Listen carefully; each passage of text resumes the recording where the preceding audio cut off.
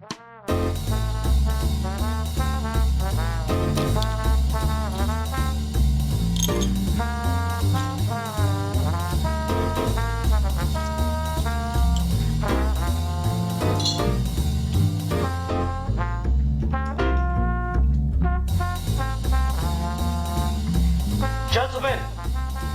the time has come once again to discuss things. Hello, my name is Dr.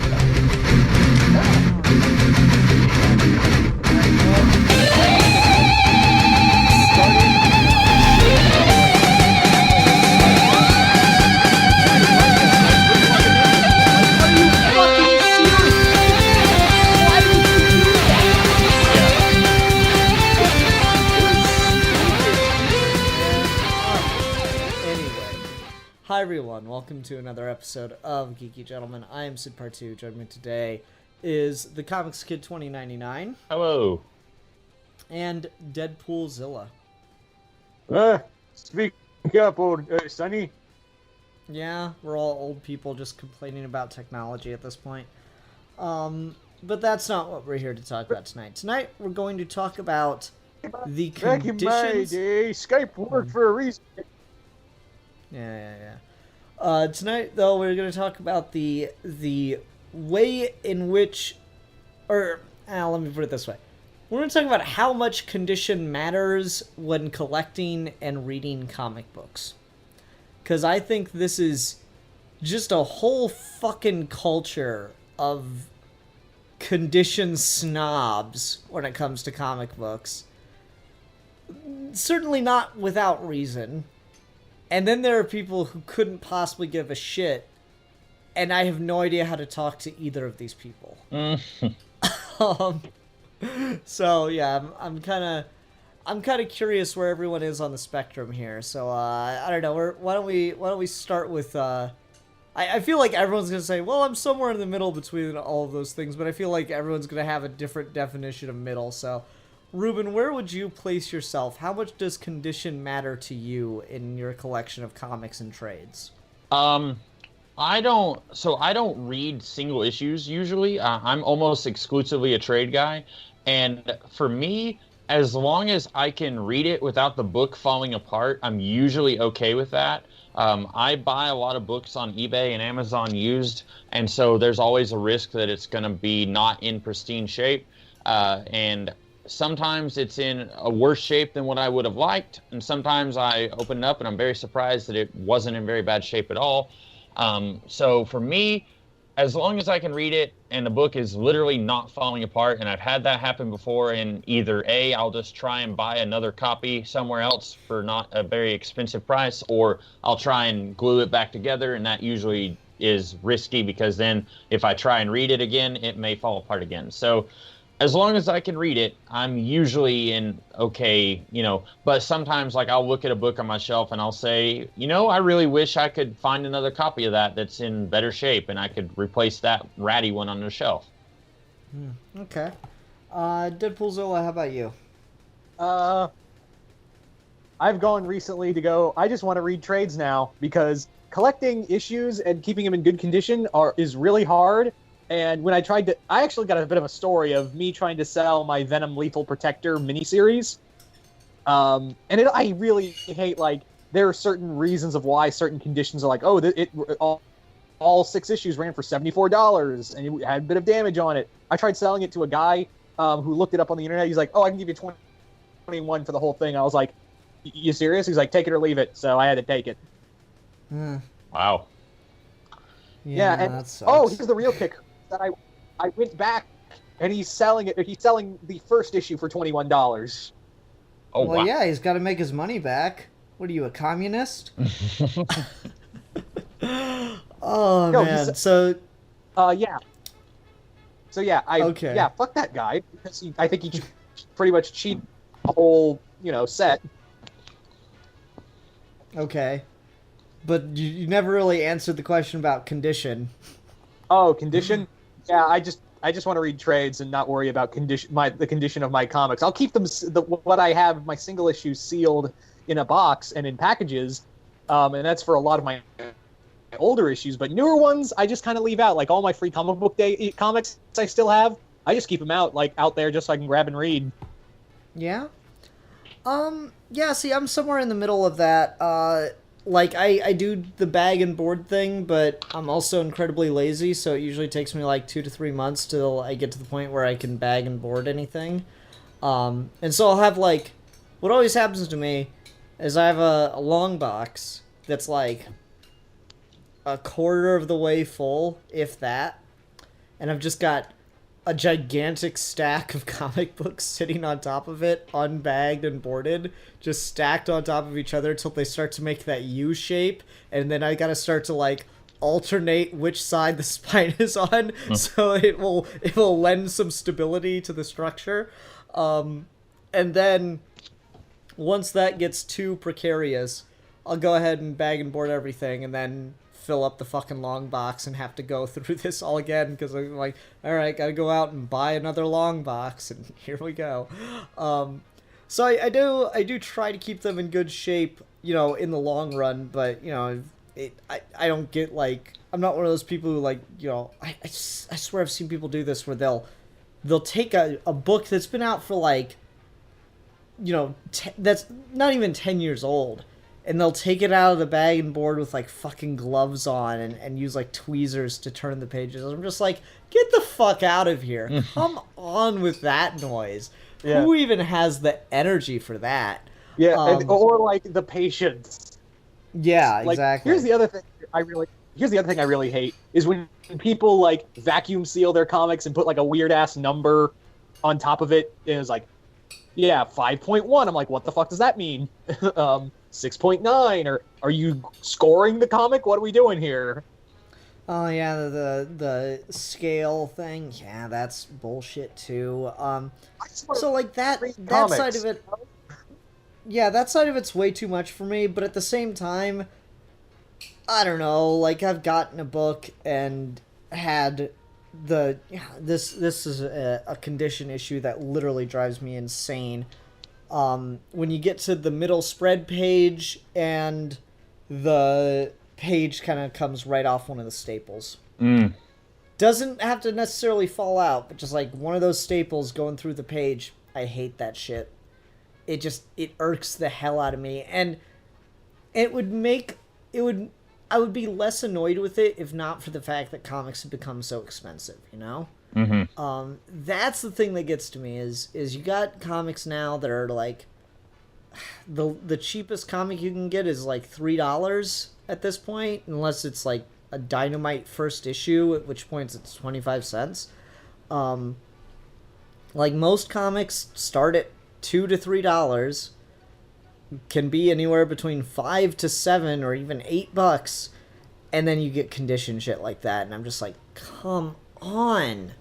I understand that you're dealing with a smaller market and that has a lot of demands for quality, and so you've got to like do certain things, but just come the fuck on. It's such a pain to pay like a couple bucks for an issue and then have it fallen apart in your hands the same day. That pisses me off too. So I don't know. So yeah, I figured that'd be a pretty good episode of Geeky Gentlemen. There we go. You know, less than 10 minutes. Just nice, solid episode. No, but like, there's more to discuss here. I feel like the merits to the opposing views of disposable entertainment versus collector's items. So, since none of us are like, no, I should have invited Manos onto this because I've seen Manos do. Yeah, I've seen Manos do comic reviews where he'll just like fold the cover to the back of the book and kind of like slam it around, and I'm just like, nope, I can't do that either. That is straight nope for me. See, that wouldn't bother me for a single issue, but if I saw someone bend the cover back on a trade, I would probably have a stroke. Yeah, that's my thing too. I'm like, I paid good money for this. I'm not damaging the cover. Even with single issue comics, I'm like, I wouldn't do that. Like bend the cover all the way around. I'm like, that just makes my skin crawl a bit. Yeah. So like that, none of us are on that spectrum where we feel comfortable like bending the pages. Like you know, I feel like everyone here that everyone knows the person or maybe does it themselves. When you're reading a novel, you like dog ear a page instead of using a bookmark like a fucking savage. I've done that with novels. I'll never do that with a comic book or a trade. Well, and also, if I may, like, I work in a used thrift store type situation, and like, you can buy a novel where I work, like a paperback novel, for 50 cents. Good luck finding a trade paperback anywhere for that price. Like, you can go on eBay, and like the cheapest trade paperback is going to be like $4. Like, it's like, you know, you mentioned disposable entertainment. Like, maybe at one time comic books were. I don't know at which point the layman considers something to be disposable entertainment, but like, I feel like $4 per month on any given series, like, that's not disposable. That's like you're putting a real investment into it, and it may not necessarily like a financial investment where it's going to come back and be worth something later, although maybe, unlikely, but maybe. But like, just you're putting down some serious money for, if you just buy one monthly comic for a year, like, you're putting down a lot of money for that. And so like, I feel like that's why we're all in the same boat. Like, you don't want to damage something, even if you don't plan on selling it back in the future. Like, that's something you paid, you know, $4 for that 22-page installment right there. There's that, and then I feel like there's this underlying thing that kind of goes without saying, but I'm gonna say it with comics.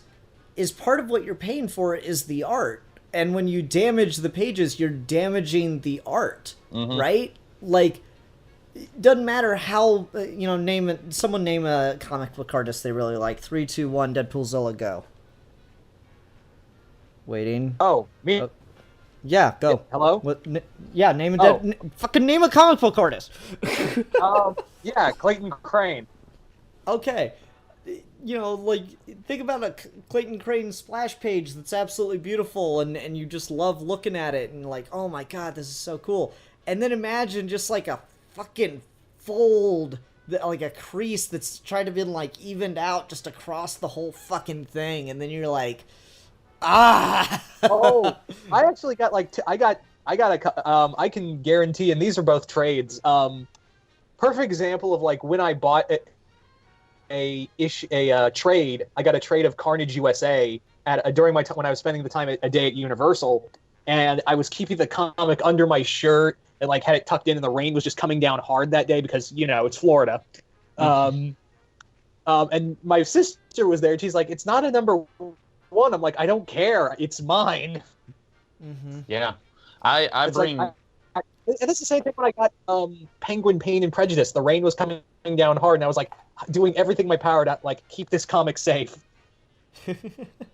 I bring a graphic novel with me just about every day that I go to work because I take a 30-minute lunch, and so like I have my own office. I can just go in there, pop in some music, and read just an issue or two from a graphic novel. Anytime where if it's raining or there's a chance of rain, I'm gonna slide that thing under my shirt. And there's at least one graphic novel. I bought it brand new at Books A Million, so I'm still a little mad at myself about this. When I was trying to go outside, I ended up having several things in my arms, ended up like accidentally folding the cover on it. And fortunately, it was only a $10 trade, but it was still, I was so mad at myself for doing that. And I only have myself to blame. What? What was the comic? Kaiju Max. I think it's an Image book. It's like giant. That's Omnipress. That's Omnipress. Yeah. Okay. And you know, much more reasonably priced than anything you're going to get at Marvel or DC, really, for a trade. Yeah, and so like there's that unspoken thing about it. It's like the art, the medium of the art, like the physical illustration, is the pages of the comic. So when you're damaging that, you are legit causing damage to the art. That's just, I don't know, like, yeah, sure, a Leonardo da Vinci is still a Leonardo da Vinci, even if you fucking scribble over the side of it with a Sharpie, but like, if anyone did that, they'd be a monster. But you do it to a comic book, and some people just shrug it off, and I just can't get that. I mean, you could jerk off on the Mona Lisa, and it'd still look great. Okay. Comparisons here. She's still smiling. Yeah. So like there's I don't know, that side of it kind of comes to mind for me too as like I think the best argument for keeping the condition of a comic beyond just I paid for it so it should be nice. Like it by damaging it you are damaging the art to a degree. And the ability to then enjoy it. But at the same time, I think there's an argument to be made that, like, snooty guys, you know, demanding perfect quality of comic books and stuff has kind of become a form of gatekeeping to new people getting into the comics industry. And so, like, people are afraid to share and enjoy comics together. So, like, every comics nerd has a huge collection of trades and comics and single issues and stuff, but they don't want to give them to people to borrow to read because God help you if you damage it. Yeah. You know? Well, in Like, my defense, I'm kind of like that too. And again, no one wants to read my comics, but I always get tense when people like pick up one of my trades or whatever and start flipping through it. I'm like, okay, don't damage it. I spent money on that. Mm-hmm. And at the same time, On the you would other- never do that with a novel, right? Yeah, like at the same time, like I can understand why people are so like that's such a stereotype and it's so ingrained in people's minds because people are like that. People are assholes when it comes to like, looking at wanting to read comics and people are like, oh no, I got a vacuum seal this comic. Oh, you put your dirty fingerprints all over. Right. Yep. Yeah. Yep. That gets really annoying, and it's like, okay, and there goes someone's interest in reading comics because you're being a dick. It's a slot, man. Neckbeard. Right? So I don't know. It's a fine line because I can sit here and I can complain about condition, but at the same time, if someone didn't let me borrow some comic books, I probably wouldn't have gotten into comic books, and I can't really attest to how well I treated the condition of those.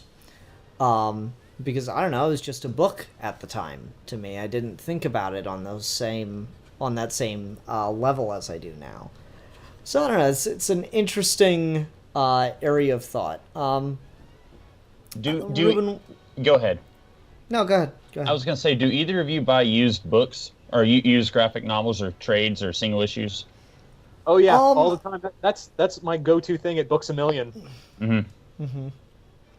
Yeah. I do on occasion. I go to Half Price Books. I just got okay, so here's the ultimate comic nerd thing.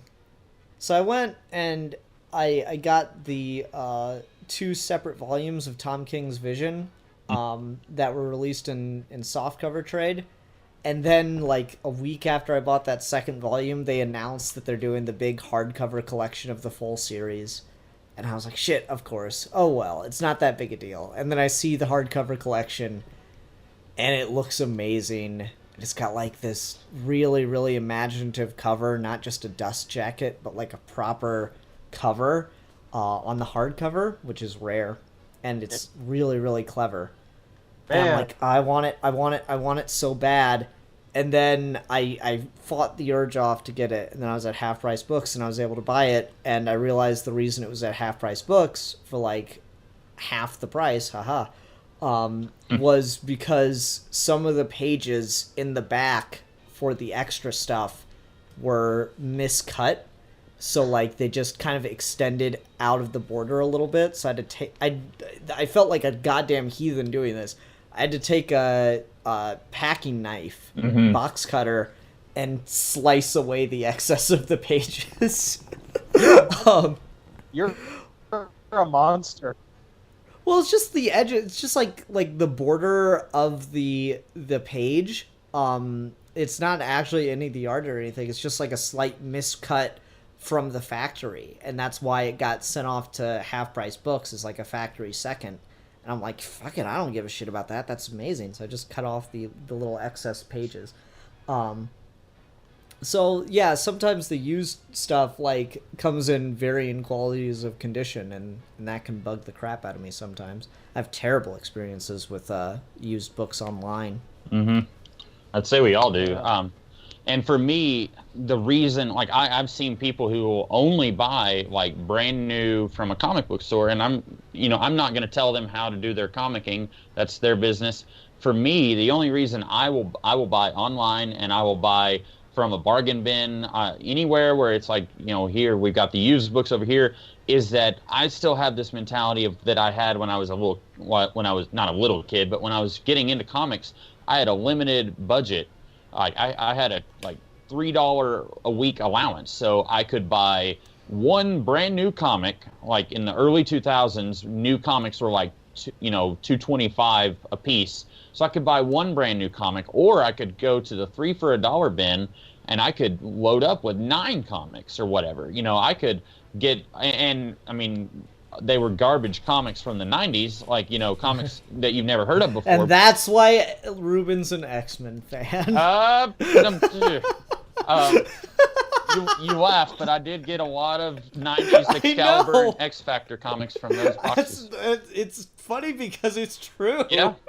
And so, like, when I first got started into comics, I almost exclusively would hit up those, either the 3 for $1 bin, or I'd find like a $1 box at another store. Like, and it's like, I would think like, this is a given. Why wouldn't anyone just go to these? And of course, I wasn't really thinking about like the stuff on the shelves over here is the brand new stuff that just came out. I was just thinking about like, I'm a rookie getting into comics, and I have 0 comics to my name, like, and this is how much money I have, so this is what I'm going to want to try and, I want to just spread my wings and fly and see where it takes me. And so even though now where I have more money that I could spend on this habit, I still think to myself, like, I don't want to spend more, like, I still want to try and pinch every penny I can. So I'm looking at it like, I could buy this, Batman graphic novel on eBay for $10, or I could go to a store somewhere and pay, $30, and I know the condition if I go to the store, but I'm also out $20 that I could have saved, and then there's a chance the book may be it may be folded or whatever, or pages may be creased, and depending on how much money I saved, sometimes I'm okay with it. Yeah, I don't know. I get really disappointed in Amazon a lot of the times because I feel like I just have terrible luck with buying comics online every time. Mostly because my mail lady sucks, but even then there's been occasions where it's just like, fuck, these people just didn't care. Like I do the Jeff Johns Flash episodes with Jake Carlson. Mm-hmm. And so Jeff Johns Flash book 4 had been out for like 3 weeks. And so I buy it online from this retailer, and they send it to me. And like I send a whole email, hey, please make sure to like sandwich it between cardboard or something, or write "do not bend," just something on it. And I get it, and it's in a fucking envelope, no cardboard, nothing written on the envelope. And I'm like, oh great, here we go. And I take it out, and the cover's basically folded in half. Oh, of course. Oh. Of course. It's like, it was brand fucking new, and I got it for like a $5 discount, and I'm looking at that cover, I'm like, it's probably worth the $5 I saved, but man, this fucking bothers me. Mm-hmm. Especially since you emailed them and asked them to do it. Yeah, it's just, people just don't give a fuck sometimes, and I'm like, oh, that's annoying. It's not like, I'm not gonna like call their manager and report them or anything. I'm not gonna be a dick about it. I'm just disappointed because, damn it. This isn't a comic book story, but ordering online one time, on eBay, I found a movie somewhere, and I don't have a Blu-ray player, don't have a PlayStation to play Blu-rays on, so I only buy DVDs. And this eBay store, they had something. It was a good price, and I would have bought it, but it said on one point on the option, it said that it was a Blu-ray, and on another part, it said it was a DVD. And so I sent them a message and said, hey, can you, which one is it? And they emailed back and said, sorry, we can't check the condition of any of these items. And I was thinking, like, you idiots, you're the ones who have mislabeled it at one point or another. I don't know which one you did wrong, but you did it wrong. And now you're saying you can't even check your work. Like, I'm not buying it now. I worked e-commerce, replying to customer emails, and that shit would never have flown at Shop Goodwill because, like, Dude, the stupid detailed questions I had to answer for people. And then I should just make a whole video talking about having to explain dimensional weight to people at some point. But that's neither here nor there. Okay, so let's talk about this. And this maybe just sounds kind of silly. But I'm gonna posit it to the world. Alright? Is there some inherent value on a nostalgic level to the bagging and boarding of books? Like, not just in that it saves the book in somewhat a better condition than if it had otherwise been stored. Is there some nostalgic value to, like, opening a bag and board and pulling a comic out and then reading it that way? Like, that's, you know, been sealed up for years on end? Or am I just kind of talking out my butt? I'm gonna say no. When I first started reading comics, this may sound sacrilegious to somebody, but I threw away the bags and boards. So like most of my single issues that I still have, I don't have a bag and board for. And then long after I started reading comics and had quite a little bit of a collection of single issues, I ended up buying a couple of comics from this elderly lady who lived, she was having a sale like a mile from my house, and she was telling me that I should keep all my comics bagged and board because I could sell them one day. And even then, I wasn't thinking of ever selling anything, but I ended up getting a comic from 1969 from that lady, the oldest comic I have. It's the first, fairly modern appearance of Black Canary, but after she told me that, I started saving the bags and boards, but I still don't have all my single issues bagged and boarded. So for me, and now I only read trades. So, and those most of the time are not going to be bagged and boarded. I've got like 1 or 2 trades that I bought on eBay that came with a bag, but not a board. So for me, I don't have any value of the bag and board experience, but I'm not going to degrade it for someone else. Yeah. Whenever I try to bag and board, it's usually because I only have an X amount of bag and boards. I only bag and board for comics I know that are not going to be worth anything.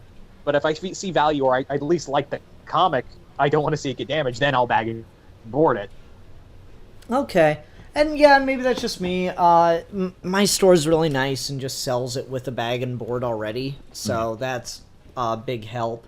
But I don't know, there's something cool to just, flipping through the long box for me, and I don't know, maybe someone else shares this feeling. Flipping through the long box, looking at all the bag and board comics, and just trying to remember what the story's about based on the cover alone. Mm-hmm.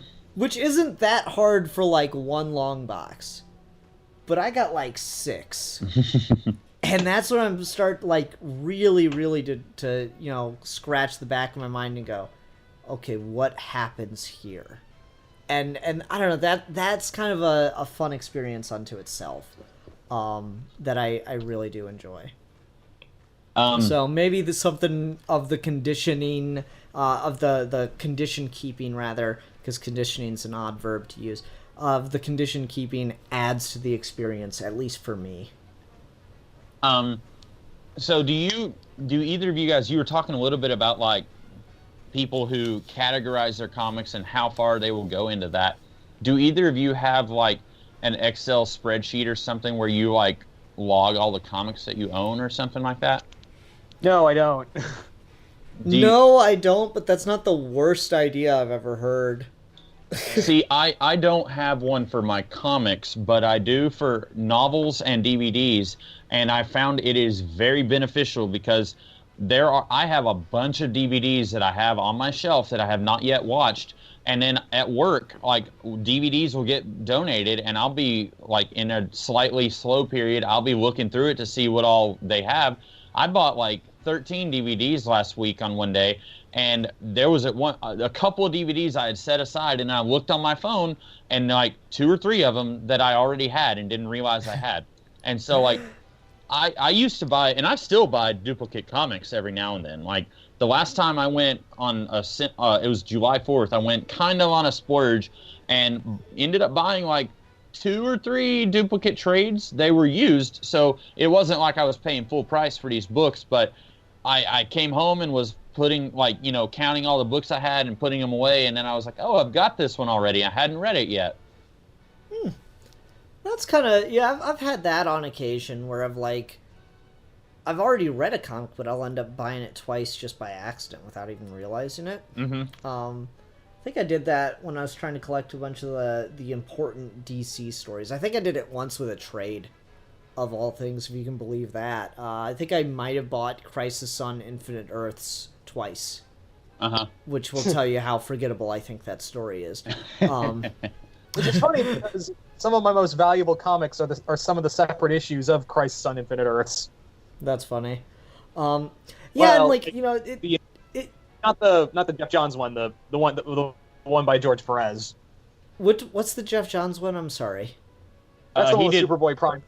Infinite No, Crisis. like okay, my bad. It's Infinite Crisis. I think I bought twice, in trade. My bad. I haven't read that. Don't. Like,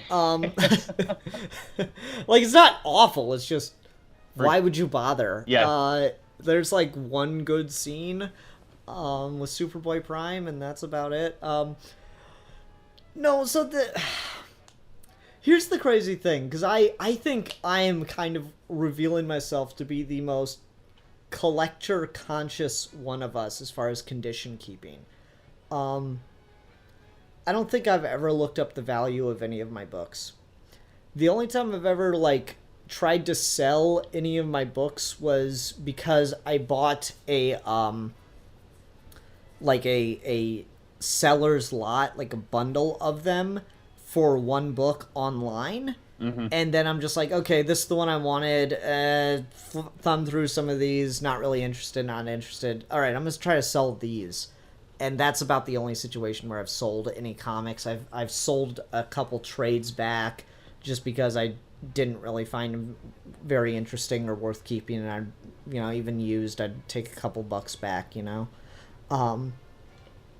So I really don't look into the value of the collection at all. I just try to keep it in good shape because, yeah, I mean, it is quite the investment of money. It would feel silly to toss it to the side.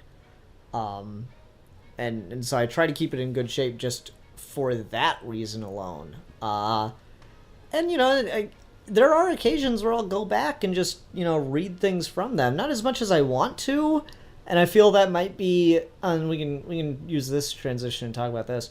I feel that might be an accessibility thing. Because my long boxes are all stuffed in one closet, one on top of the other, which makes them really fucking heavy, and hard to get to. So they're not incredibly accessible. So I have a hard time, you know, really getting the motivation to go, you know, lift 60 pounds or 80 pounds of boxes to get at one book, kind of thing. I don't know. What do you guys think of that? The accessibility of the collection. It's hard because I've got two boxes. Well, I've got multiple boxes, but the two holding my biggest collections are stacked on top of one another. And sometimes I just want to read the comics, but I'm like, oh my god, I gotta dig through all of those and flip through it's too much work. Yep.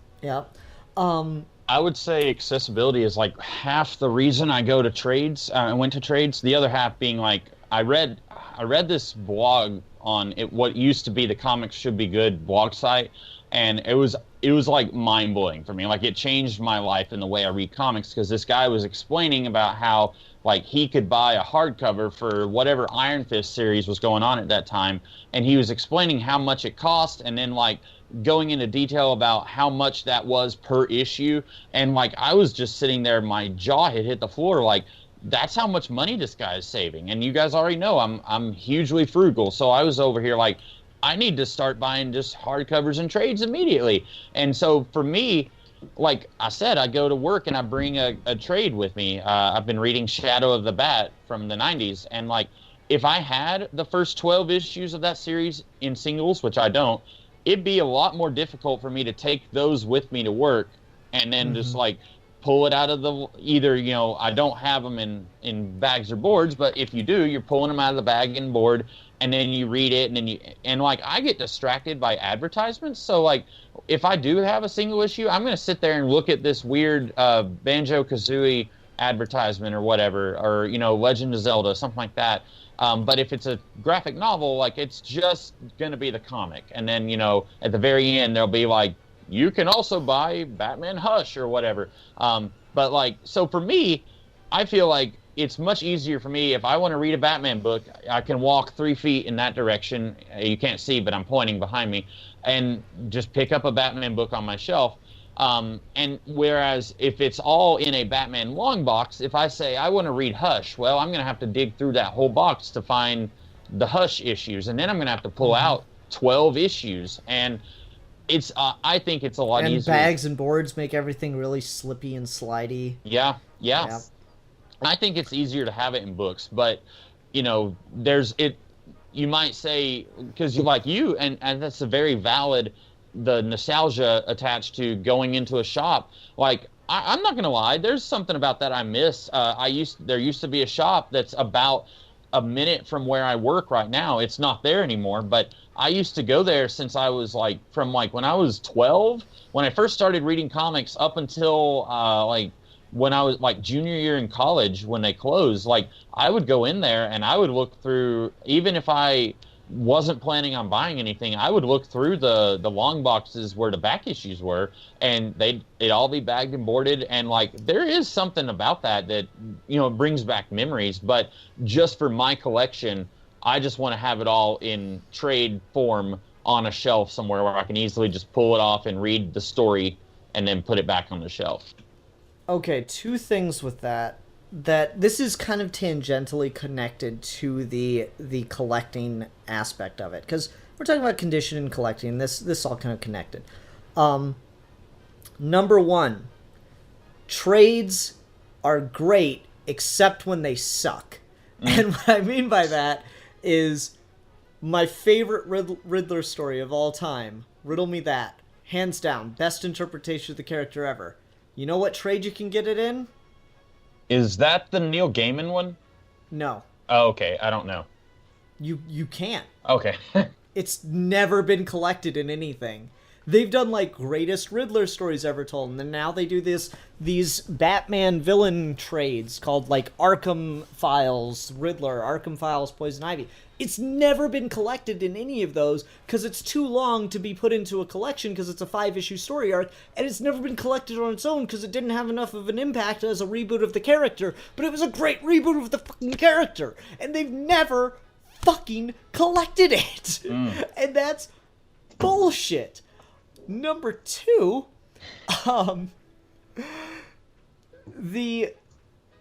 the comics industry, and this is stupid on the industry, but it's still worth talking about. The comics industry does not count the sale of trades in the sales of a book as to whether or not it is worthwhile to continue to pay the writer and artist to push out that book. Really? Bombshells, DC Bombshells, which I fucking love, sells great in trade and did really well in digital first. Its single issue sales were not enough to support it for the 3-act structure Margaret Bennett wanted to do. So we got a really clear 1 full act. We got most of a 2nd act, and then the 3rd act was reduced to 3 issues. Because it sold well enough that they felt fine letting her wrap it up in 3 issues when she had a massive 3-act story to tell. At the beginning of Act 2 of the book, once it was relaunched as Bombshells United #1, she started off with seeding the origin of Jessica Cruz, Green Lantern. She just had to squeeze her in there in a couple panels in the last issue, because she didn't get to tell the story because the single issues didn't sell well enough. And that's stupid. That's the dumbest thing ever, that trade sales don't account for the overall sales of a book. But at the same time, they don't. So if you love an ongoing series, but you're only picking it up in trade and waiting to read it in trade, unless it's a really popular character, like obviously I'm not worried about Tom King's Batman run. Unless it's a really popular character, there's a good chance that that series will just end prematurely because you're not reading it in single. Mm-hmm. And that's stupid, but that's just a thing to be concerned about. So, you know, little annoying things like that are good. So there's definitely, what my whole point there is, there are certainly reasons to read trade only, to trade weight on stuff. There are also really good arguments for why you should be reading single issues month to month. And this is going to make me sound like a, I don't know, a very basic guy, but I pretty much read Batman and X-Men. I have a few instances where I will branch out, but like you said, you know, you're not worried about Tom King's Batman run getting canceled for low sales because, one, everyone is talking about that and reading it, and two, it's Batman. Like, you know, Batman is always going to be in publication. And like, so most of the books that I read are about characters that are always going to be in publication. Occasionally I will branch out and read something that's more of a indie type book or a creator owned thing, but even then it's going to be something that like The Sixth Gun or Chew, like those are books from Oni Press and Image, and they're like, you know, 10 or 12 volumes of trade, so like it did well enough that like even those books are not going to end before the creator is ready to let it end. So like and maybe that's like I'm not being I'm kind of just sticking to what, you know, the stuff that definitely sells, but like that's also the stuff that I enjoy reading. Some people really enjoy reading the out there stuff that is at risk for being canceled, but those are usually not the books I'm interested in. Yeah. I don't know, it's the thing with that is you limit what the art form can do. Because yeah, I love capes and stuff, but if you don't ever buy anything in single that isn't capes, then you're not letting comic books be anything but capes, right? Yeah. So that's, I don't know, there's just things to consider there, and it, I guess, depends on how much interest you have in the medium and the industry beyond just the characters and the stories that you like, right? Yeah. And this is probably a topic for another day, but like I'm also okay with just being interested in capes. Now I do have like, you know, I have other things that are not capes, but like Chew and The Sixth Gun, I wouldn't consider either of those cape books. I would consider them both to be weird science fiction books, but not necessarily, strictly speaking, superhero books. But if you're only interested in superheroes, I would say that's okay. No, that's totally fine, and that's my main interest too, but I do like, you know, variety from time to time. I think that's kind of the thing, is that, you know, where I think trade sales really count the most are the independent books, because a lot of the times where you look at regular comic book shops, yeah, if your name isn't like Spawn or Walking Dead, you're on the shit shelf essentially. In independent books, I mean. I don't know what you mean by that. What I mean is like a lot of the independent books, aside from like the big name Image books, like I said, Walking Dead or Spawn, they get shit shelved hard at every comic book shop I've been to. But like trade sales count for more for like IDW and Oni Press and all of them, because that's where that's where I think the major sales are for those companies. I'm sorry, I don't know what the term shit shelved means. It means like the little shelves. It's not like the Marvel and DC shelves have these massive wall-to-wall things, and they're on these little racks. Okay, thank you. I'm like, the fuck does he mean by shit shelved? No, that's totally fair. That's a term I just came up with. That's fine. No, that's totally fair. No, like it's either that or the store just doesn't order any in single issues, right? Like, yeah. I really liked Grant Morrison's 18 Days story, and when I moved over to my new shop, I asked if they could get it, and they're like, we need at least 2 people in the store to be buying a book before we can buy it for someone. So, unfortunately, no. And I'm like, that sucks. Yeah. the same thing with like trying to get the single issues for the TMNT Ghostbusters crossover. Wow, really, that wasn't popular enough? That's crazy. I know. Well, it wasn't popular. Like they had to like order it from other shops from across the state, and I'm like, "Are you shitting me right now?" That's crazy. Yeah. I feel like and maybe we're kind of getting off the collector condition thing, but like, I think that with indie books, like, you're gonna, I don't know, like, there's always more of a, it's not going to be as big of an audience as even a low-selling book at Marvel or DC, but the audience that it is going to have is going to be, like, really, like, they're going to be really, not fanatic, that's not the right word, but they're going to be really into the book. The smaller audience is going to be more fierce, I guess, about it. No, I think that's fair. I think the smaller audiences have a little bit more devotion because, I mean, especially in a social media age where you can directly interact with the creator and stuff, I think that makes a huge difference. But yeah, let's kind of wrap back to condition collecting a bit, because it's not that trades and stuff are unrelated, because trades are kind of the response to the hoarders, right? Mm-hmm. Like, it used to be that you'd read a bunch of comics and then either you lost them, got rid of them, or you sold them back to the store so you could get more comics, and then the old comics would be back available at the store. But people hoarded and collected them, and so they like, these great big story arcs were just no longer available. Like, you couldn't find the issues for it. And so that's where reprints and trades come in, right? Yeah. And so it's interesting that the medium took that turn, because, I don't know, when you think about it, they could have just reprinted the arcs and probably made even more money.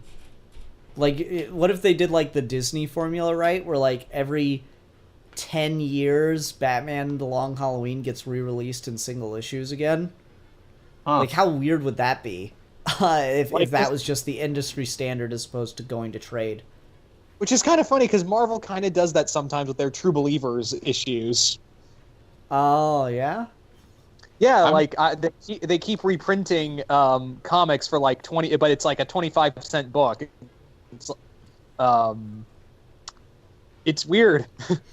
Yeah. I've never heard of that for singles, but they do that with trades. Like, I can't tell you how many different versions of, like, I can't think of a good example right now, but I'll see, like, on a new release, it's like The Long Halloween, for example, you mentioned, and like a brand new printing of The Long Halloween, and I'm sitting there thinking, like, I have that book. Like, why is that being reprinted? And, like, that's a popular enough book.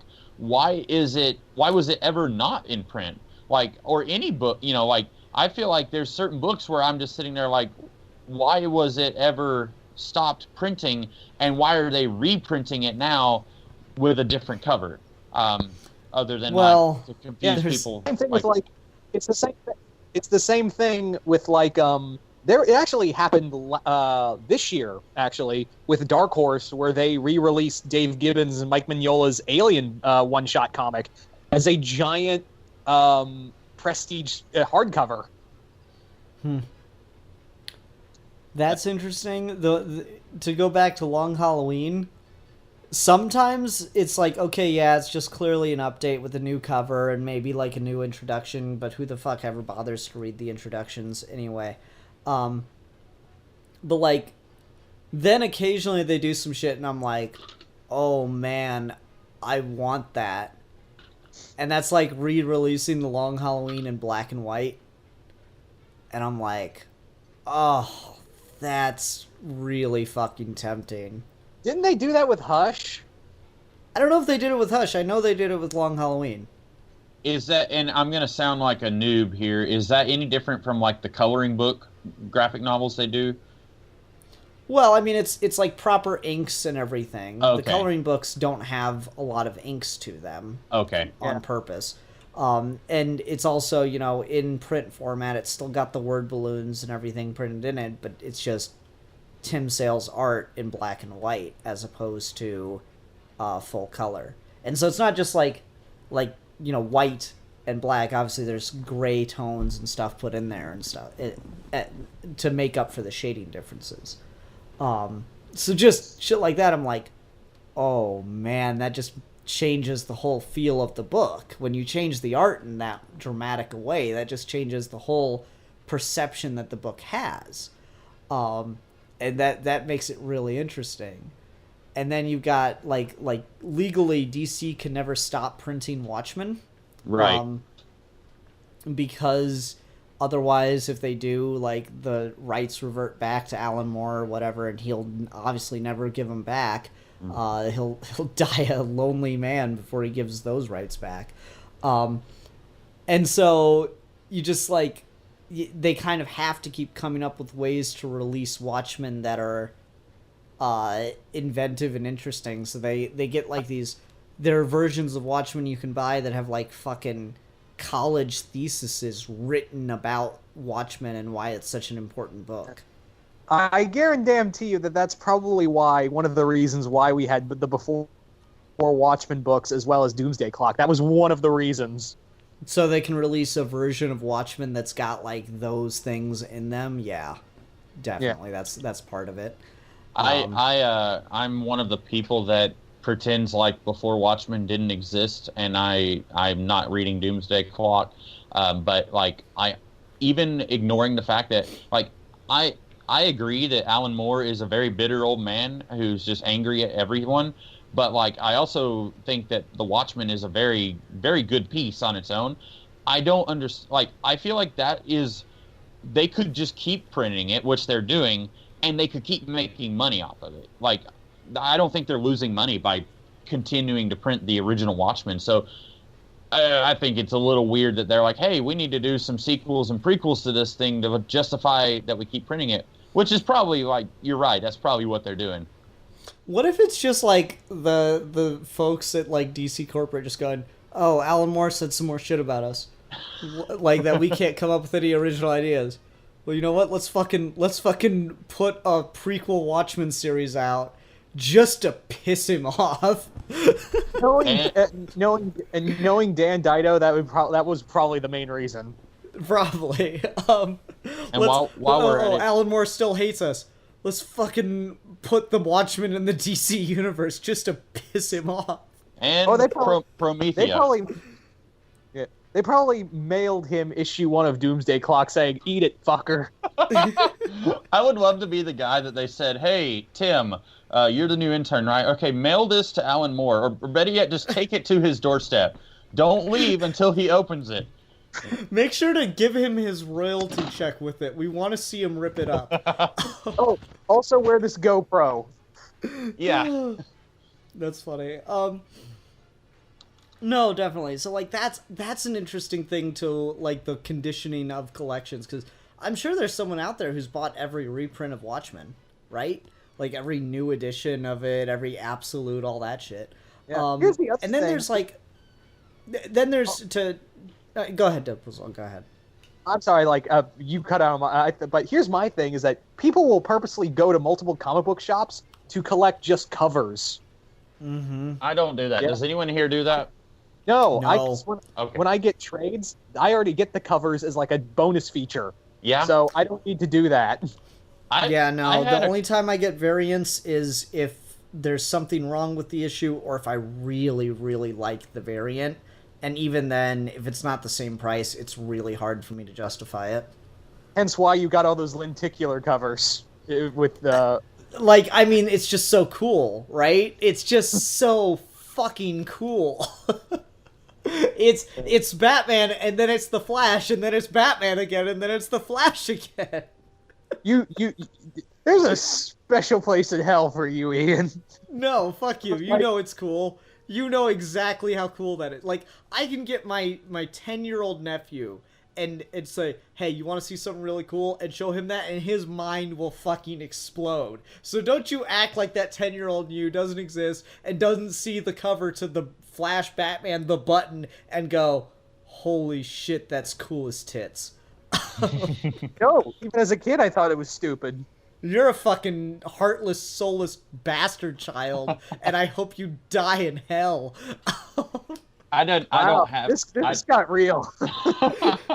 I don't have the lenticular cover of that. I didn't buy the Button story, but it kind of reminds me of like in the 1990s, like you'd have like a Spider-Man comic. It's like, we hit issue 25. That's a real milestone. So it's like a hollow cover slightly, like, and I'm not saying anything bad about the Batman Flash book or the Spider-Man comics of the 90s, but oh no, it's so gimmick. It's like, it's obviously gimmick. There's no denying that. But at the same time, there's just like, there's an undeniable cool factor to it, and so if they use it sparingly, I don't care. So like, yeah, I'll talk lenticular covers and how cool the Flash Batman one was. You know what Marvel did like 3 weeks later was with their reboot before their latest reboot that was like 2 months apart, is they released all these lenticular covers, and I got those at same price. I did not pay more for the lenticulars. I got those at same price as normal issue value, but those were such shit because like they'd take like an iconic classic Marvel cover and then put a new image as the lenticular. And so instead of being like this really smooth, cool transition, it was just super fucked, and you'd kind of like see both images at once. And I'm like, that was stupid. Why did you do that? So like, it's clearly a fucking gimmick, and when it's a gimmick, it's bullshit. But sometimes when you do it right, it's undeniably cool. Again, I will admit that the how they did it for the Button, like they paid attention. It wasn't like really half-assed like it was for Marvel Legacy. Yeah, exactly. That's the thing, is like, if it's not only because, ooh, it's cool that it changes image, it's that the image change actually fucking worked. And it's cool because it changes image. Do you mind if we go and talk some more about trade? Because there's another thing about collected editions that I do think is worth discussing in the vein of this conditions of comics and stuff like that. Absolutes. I don't have any. You don't own a single absolute? I don't think so. I have I have Omnibuy, but I don't have any absolutes because they're so dang expensive. I mean, like, but like, you're gonna think I'm crazy, especially if you're a penny pincher. But if you own a copy of Sandman that you can use to kill a man with, it's so beautiful and worth it. Oh, that's the thing that that's not a comic book, that's a comic. Yeah, it's my absolute, it's one of my absolute Sandmans. That's what I drop. Yeah. It's just so fucking gorgeous. Like not only is it just, it's got, multiple trades collected in it, which I think makes it worth the value. Mm-hmm. It's oversized, so you're seeing the art at the same scale at which it was originally drawn, as opposed to the printing scale, which is the scaled down single issue version. And you just get like extra content, like, and I'm not talking like a 3-page introduction by some Joe Schmo connected to the thing. I'm talking like Neil Gaiman's scripts for Sandman issues. And like Dave Gibbons, or not Dave Gibbons, Sam Keith's original character designs and stuff. Like, you guys talk about, the cover galleries, getting all the variant covers in the back of a trade, that's so great. Yeah, fucking, you get that, plus all the goddamn character design sketches and, like, notes that the creators wrote to each other. Absolute editions are some of the most gorgeous pieces of collector's items you can get, in my opinion. Those are worth every penny. Well, I only have, I don't know because the closest I have to absolute editions are the 15th anniversary of Arkham Asylum, A Serious House on a Serious Earth. That's the one with all the Grant Morrison's script. Yep. Yeah, I have that. I don't know if that counts, but the other one is I got this for Christmas, was the absolute edition of Long Halloween, and I'll do you one better. I got that shit signed by Tim Sale. That's fucking amazing. That's fantastic. I got I spent like 15 minutes with him at a convention listening to him talk about all of the stuff he did with Jeff Loeb on Long Halloween. That's so cool. Yeah. No, like, I love Absolute editions. Absolutes are just gorgeous and worth every penny to me. Like, I buy trade because, you know, I'm not going to go hunt down single issues. Trades are certainly more convenient, but they're, oh god, how much I love Absolute editions. You have no idea. I would buy more, but they're so fucking expensive. Like I said, Yeah. it was a Christmas present, and the other one I got for some reason $5. Really? That's crazy. Well, was that Well, I mean, Morrison's all-time the edition that came out with Morrison's script was more of just an anniversary thing. It's not an absolute. Yeah, that's like what the absolute comes in. It's like the slip cases and shit. Those are so gorgeous. Well, like I said, it was like the closest I have to an absolute. Mm-hmm.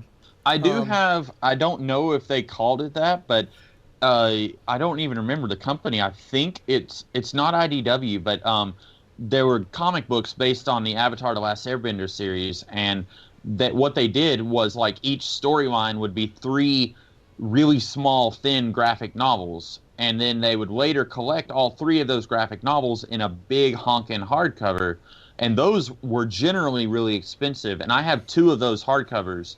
And accidentally ripped one of the pages on one. Again, that was me. That was me. I was not paying attention. I accidentally tore a page at the bottom. It didn't even go into the artwork. It was just on the margin there. But I was still mad at myself. But I don't know if you would call that an absolute. But it's like a hardcover. It's got a bookmark, and it's 3 air quotes graphic novels collected into one, and then it's got commentary on almost every page. So it's kind of it's they didn't call it that because it's not from Marvel or DC, but it's kind of like that. No, I gotcha. I got some stuff like that. That's just like weird collection stuff. Have either of you heard of Joker's Stacked Deck? No. No. Okay, it's just the greatest Joker stories ever told. That was released like I want to say 15 years ago at this point. But it's got like 2 extra stories in it, which really not worth anything, right? Mm-hmm. It's bound in purple leather. Huh. And that is the coolest fucking thing ever. I've got that, and I've got Miller's Batman, all 3 of his Batman, like, iconic Batman stories. I'm gonna put it that way. Fucking All-Star isn't in there. That would ruin it. But I've got Miller's Batman in a black leather-bound book, too, which is really cool. I speaking of Miller's Batman, the one time where I've flirted with the idea of maybe getting an absolute book was, you're going to think I'm crazy, but I have a reason. Absolute All-Star Batman and Robin, and the only reason is because, so that series ran, was it 9 issues or 10 issues? I don't remember. I want to say 10. Okay, so the trade paperback and the hardcover only collect the whole series minus 1 issue, and then the Absolute collects the whole series. And I'm a weird completist in that, well, I know for a fact, like, I just know that Frank Miller and Jim Lee are never going to go back and finish that series. And no, it's still on the list. It's coming. Well, it's air quotes coming, but we all know it's not coming. So I don't think that last issue is ever, like, if it was me, I really wish they could just do a collection of all 10 of those issues and then just say this is a normal collection. But they have the Absolute version, which has the whole series, and then they have the trade, which has the whole series minus 1 issue. And I'm thinking, and I could pay, $10 for the trade if I buy it used somewhere, or I could pay $55 for the Absolute and get the whole thing. And I know I'm not going to enjoy it because I haven't heard anyone say anything good about All-Star Batman. But I mean, it inspired Jared Leto's version of the Joker. Well, everybody's favorite live-action Joker. It also inspired one of my favorite Batman memes of the internet. Yeah. Actually, it's not my favorite. It's old. What is your favorite Batman meme? I demand a Comics Kid 2099 video listing your top 10 Batman memes. Top 10. Oh.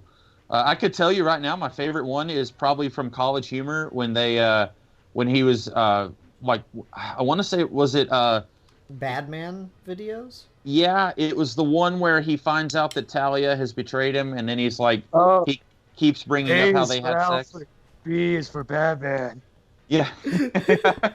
That, and when he's like, and she says, now you know what it's like to have 6 hard inches shoved into you. And then he just stares at her and she says, nothing? Really? And he's like, all sex jokes aside, I'm losing a lot of blood here. Like I died. I think I peed a little when I watched that. TMI, Ruben. Yeah. We're all friends. 6 times. What was the line for that? I'm trying to remember the line for that. It really got me like, you went down on me, and I hadn't showered, and I fight crime in a leather suit. Really Seals seals in the flavor. Okay. What was another one? Like, hey, I could do the alphabet. I think my favorite was like, that's funny. We didn't use protection, and I offered. He's like, what? You? Oh, man. Oh, my favorite was like, you tamed I stabbed you first. Oh god, that video is fucking ridiculous. I don't know if that counts as a Batman meme, though, to be fair. Oh, well.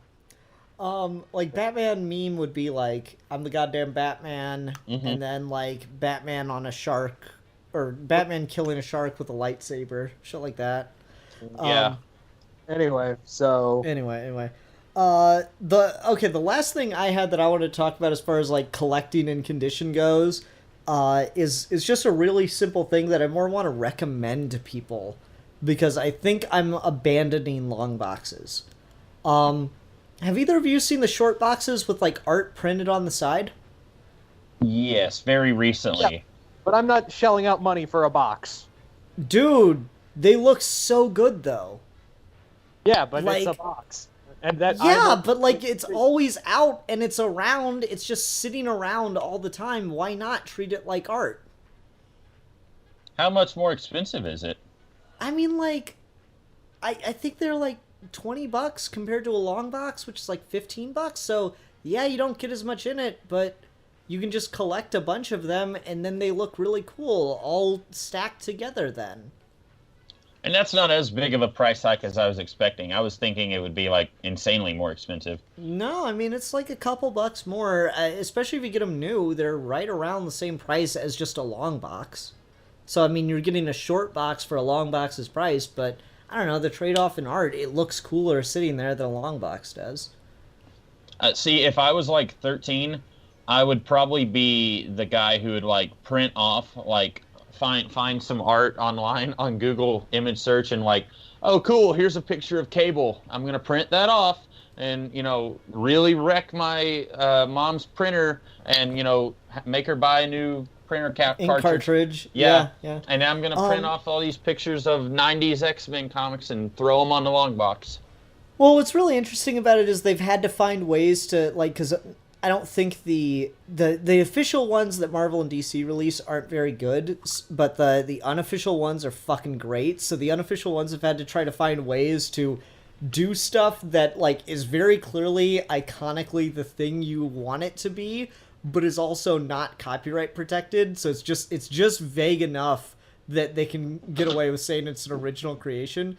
And so I bought my brother-in-law one, and it's a World War II era helmet, but it's blue and it's got an A crudely painted on the side, and then on the other side of it, it's got a stamp that says "Born to Avenge."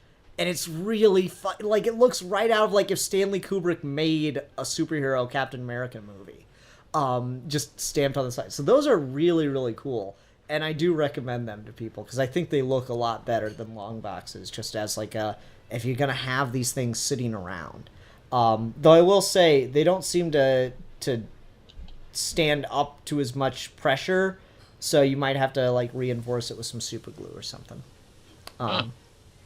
Just, a couple thoughts. Once you put the lid on, it's not a problem, but if you don't put the lid on every time, I don't know. All right. I think I'm all out of stuff to talk about with comics collecting and condition. That's the name of the episode now. What do you guys have anything else? Nope, I'm good. I don't think so. Okay. All right. Well, Deadpoolzilla, we stole your topic discussion, so instead you're gonna come up with a review discussion for us. What shall it be? All right. So I actually brought up the comic we're going to review next week in this little video. Next week, we're going to be talking about Dave Gibbon and Mike Mignola's Alien comic, Alien Salvation. Alien Salvation. Okay. Sounds Cool. good. And you Cool. said it's a one-shot? Like, are we talking 22-page one-shot here?